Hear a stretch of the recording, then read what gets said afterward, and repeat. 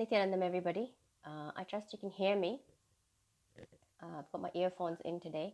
But yes, Nityanandam, once again, I'm here for day 8 of the process of watching the Secrets of Karma Revealed for 21 days. Today's the 8th day, and I'm starting to feel a lot more looser, a lot more comfortable about sharing on Facebook, and the thought process of what I want to share is also happening a lot more easier. So today, after rewatching, re-listening to Bhagwan speak, so for those of you who are new, who are going to be watching this for the first time, the webinar called Secrets of Karma Revealed by His Divine Holiness Sri Nityananda Paramashivam was conducted in 2015, and as part of the like a technique, if you like, people ask, what is the technique to break through karma? As part of the technique, Bhagwan at the end of the webinar says, watch the webinar for 21 days, one day every day. And I've done this before. But of course, I've done it 4 times before, and this is the 5th time I'm going through the 21-day loop. And I'm finding that each time I get to a new level of liberation, if you like, for myself, and something new always happens, and I start doing things differently just as a result of having watched and really imbibed what Bhagwan wants to say. So today, like every day, I have been talking about specific things that have stuck out for me for the webinar. Yesterday, I talked about the word karma itself and how it's defined in normal society, if you like, on Google. On Google, it's defined as the actions, the fruit of the actions that you put out there, if you like, or you take.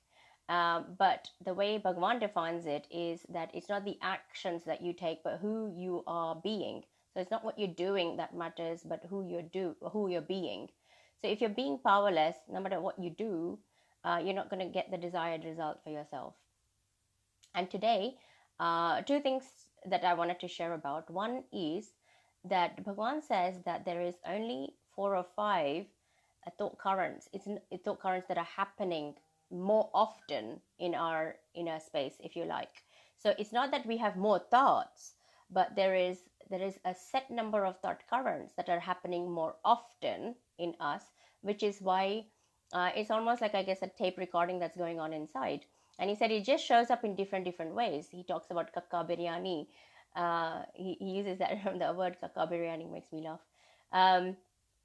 But for me, I recognize 3 for myself. I'm still digging in to see what else I have. But see, one of my barking spots in the past had been being a victim. That the victim thought current, if you like, that if something is happening or I'm being victimized, I'm being somebody's doing something negative to me, something's happening to me, I'm powerless. The other one was that I recognized in myself is fear. Of course, fear just showing up in different ways. And one more, I'm doing Nirahara Samyama most days since February now. And the one that shows up for me is greed. Greed shows up in different ways for me. And these are the things that take me out of integrity. So Joy is saying, Hi Ma, looking very good today. Thank you, Ma. And Saudro, Nityanandam. So just quick shout out to the people who are watching: Rajesh, Joy, Saudro, Nityanandam. So it's the 3, like I found 3 thought currents for myself that are going round in loops inside of me and stopping me from manifesting what I want to manifest. So this is what stuck out for me. The main key part was it's not the number of thoughts that we're having, but it's how often we are having the thoughts. So if we're having thoughts of being a victim more often, then of course, it takes up that bandwidth in us, or fear or greed. Now, if you recognize something as a thought current in you and you want to share, please do share, because I'm just digging deep inside myself to see what else. Of course, all fear, as Bhagwan says, is fear of death. So that would be the predominant thought current that entire humanity would be, I would have thought, would be affected by. Okay, so fear as a thought current, greed, and victim, being a victim, blaming others for anything that happens to us. That seems to be something that's quite common, I feel, that between people. And I know I have looked into myself, and I've had these as well. So these are the three that I look into completing. And of course, there might be personal ones like I don't belong.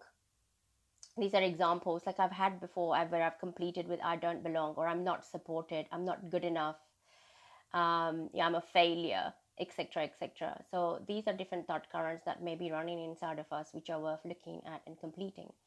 And the other is the decision to complete. I find that only when I've had enough, I'm like, okay, I've had enough of this. I don't want to go through this again and again and again. That's when we decide to complete. So until we come to that point, and it's very important we come to that point quickly, and decide to complete. So completion is a decision from our side when we genuinely feel I've had enough of this. I don't want this anymore. I don't want this lifestyle. I don't want these results that I'm getting. And that's when we decide to change things. Okay, so Joy is asking, how does this also apply if we keep telling our past hardship stories to other people? See, if you're reliving, Joy, if you're reliving as Bhagwan's instructions and Sadashiva's technique for completion, relive to relieve, if you are reliving, then it will of course leave your system. But if you are retelling the story to strengthen back the powerlessness, or to be right that somebody was wrong, or to be justified in keeping the powerlessness, to get empathy, to get attention, to get approval. These may be the wrong reasons for why we may be telling the story. So if we're telling the story, you can go through what's called a samskara dahana kriya, which is a 48-day process where you do share with people what has happened in your past, but the other person has to really be there for you, like a wall, listening to you, not engaging in the story, not engaging in the powerlessness or empathizing with you, but supporting you to completion. So if you're reliving it, then as it happened when you were that age, whatever age you were, then that liberates you. But if you decide that you want to tell it because it strengthens or adds more to the victim space or the fear space, or whatever it is that is keeping the whole thing going, then of course that's not a good thing. Okay, so I mean, it's not good or bad, right or wrong in a sense of judgment, but it isn't healthy.